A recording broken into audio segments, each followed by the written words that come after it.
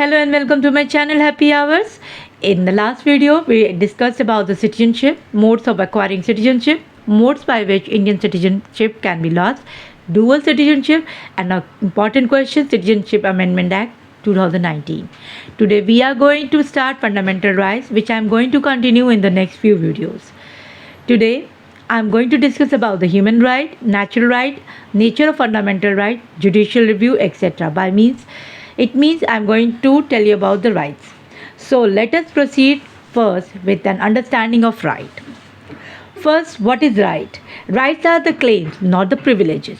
They are the claims of the individual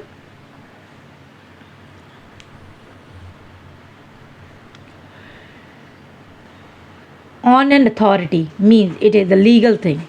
They cannot be enjoyed in vacuum. It is also have a moral dimension.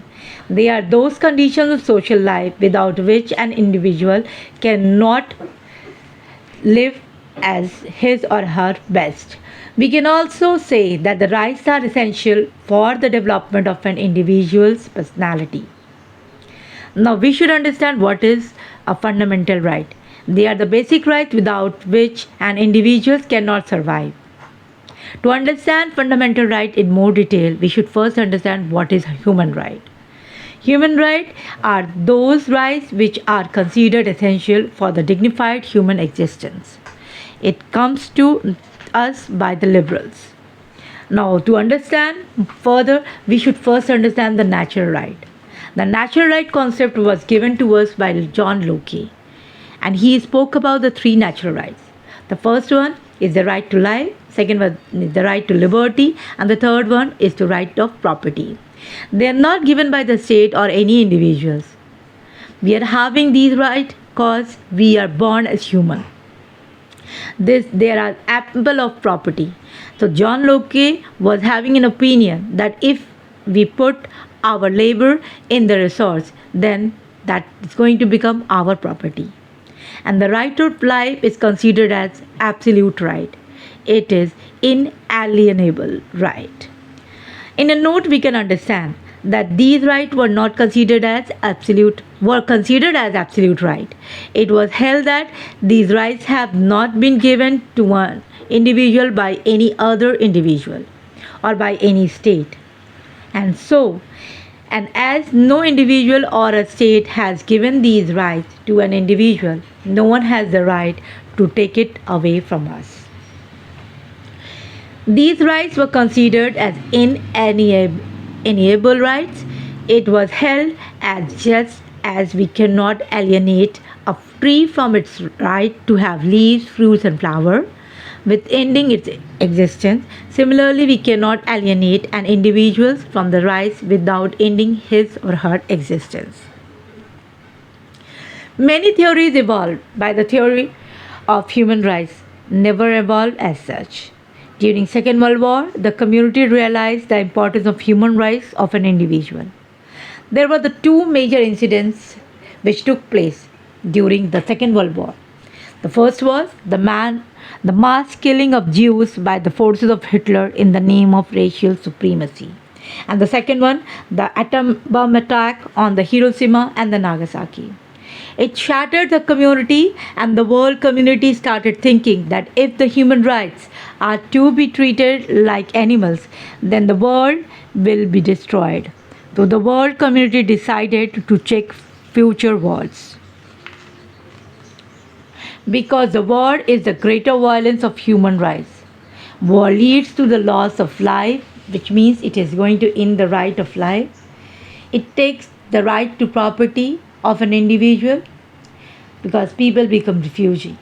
The women become widow and the children become orphans.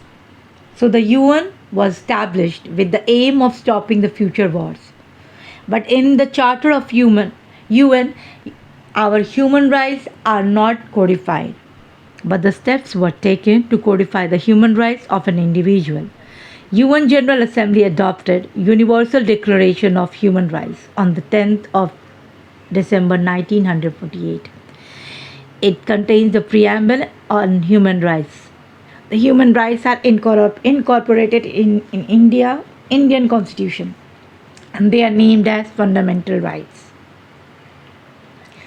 The Declaration of Human Rights (UDHR) was adopted in the year 1948.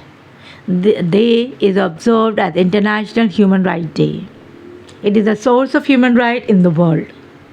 It contains the preambles. It contains wide gamut of rights which are civil, political, cultural as well as economic in nature. The human rights are not binding on the state, but it is expected that a democratic country should incorporate as many human rights as it can in its constitution. Those human rights which have been incorporated in Part 3 of the Constitution are known as fundamental rights. And a note we can understand the preamble and the Part 4, that is the directive principle of state policy, are the other parts of the Constitution which have human rights mentioned in them. Now, first, we should understand what is the nature of fundamental right. It is enforceable and justiciable. Negative obligations on the part of the state, as most of the fundamental rights are negatively worded. These are not absolute but restricted rights, as an unrestricted freedom may lead to chaos and anarchy. Now, we should understand the grounds of reasonable restrictions on fundamental rights. It is in the interest of sovereignty and security of a country to maintain public order, decency, and morality, contempt of court, defamation, in the interest of weaker sections of the society like children, women, scheduled caste and scheduled tribe, people with disability, etc.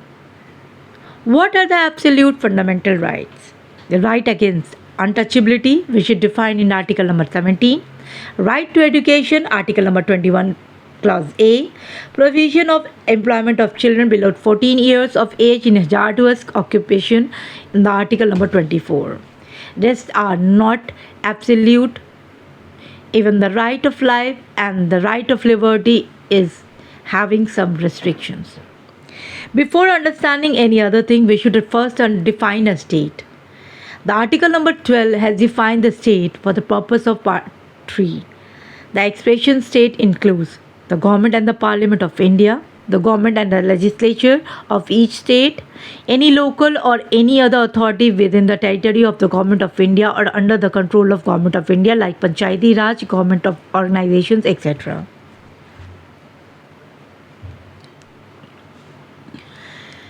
Now we should understand what is a judicial review and how it is linked to the fundamental right, whether there can be a review on the fundamental right or not. First, we should understand what is a judicial review. It is the power of judiciary to review a decision of the executive or a law made by legislature and to declare it as null and void if it is not accordance with the provisions of the Constitution or the law. This comes from the US Constitution. It is not mentioned in the US Constitution, but it is practiced there. The concept of judicial review evolved in the US in the Marbury and Madison case 1803, where the US Supreme Court declared the Judicial Act in 1789 passed by the US Congress as null and void. Pronouncing the judgment, Chief Justice Marshall held that the US Constitution is the supreme law of the land, which has defined and delimited the powers of all three organs of the government. If the law of the Congress violates any of the provisions of the Constitution, that the judiciary has the power to declare the law as invalid. So we can conclude in it is like first pointer as the power of judicial review is against at executive decision as well as legislative action. Secondly, the Supreme Court has the power of judicial review in the case of law made by union as well as state, whereas the High Court has the power of judicial review for the state. Now there is a question comes to our mind. If a law violates a fundamental right, if the law is to be declared as null or void. So for this we should understand the two doctrines.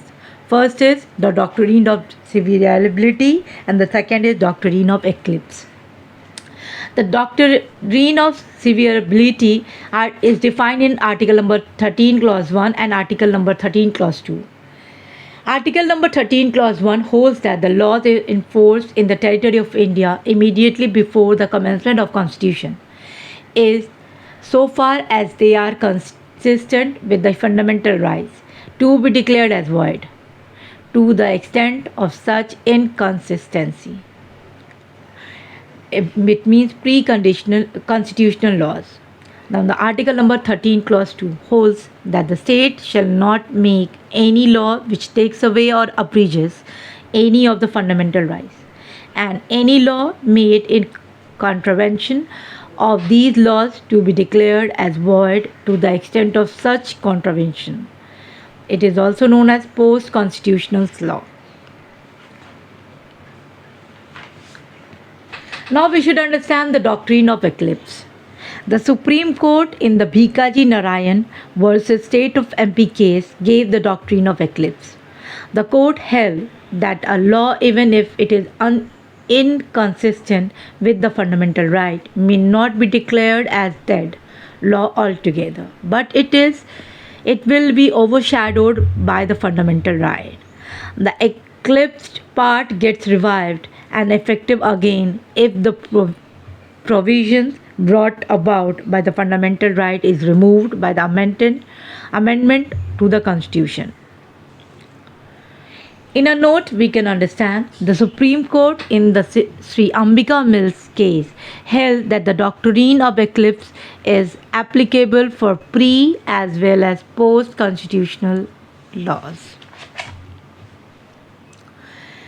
The amendability of fundamental right. Whether the Parliament has the power to amend the fundamental right or not.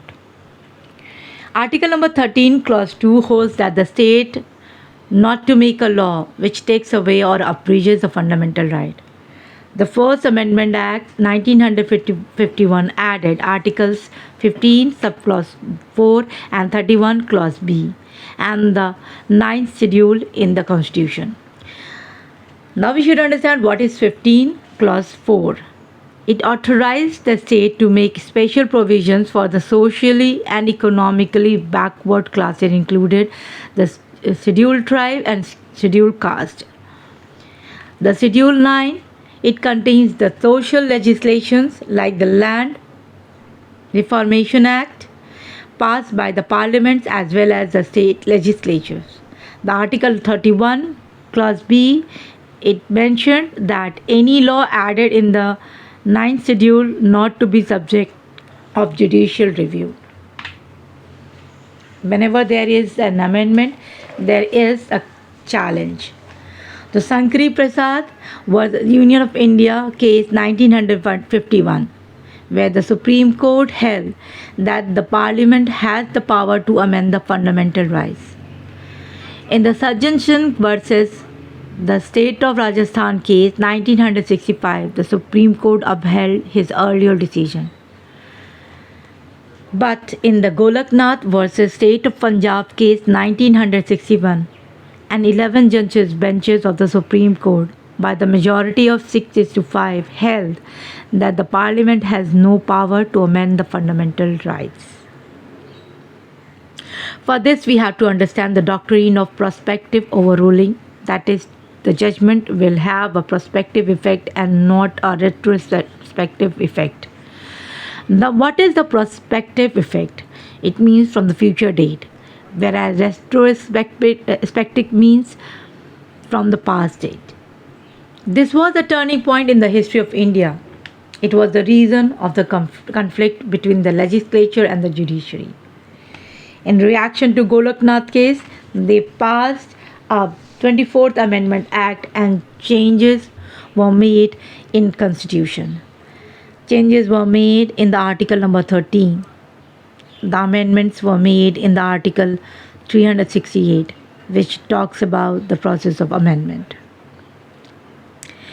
The 24th Amendment Act 1971 amended Article number 13, and the Article number 13, Clause 4 was added in the Constitution, which held that an amendment to the Constitution made under Article number 368 not to be considered as a law for the purpose of the Article number 13. It was again challenged by the Keshwanand Bharati case, Keshwanand Bharati in 1973.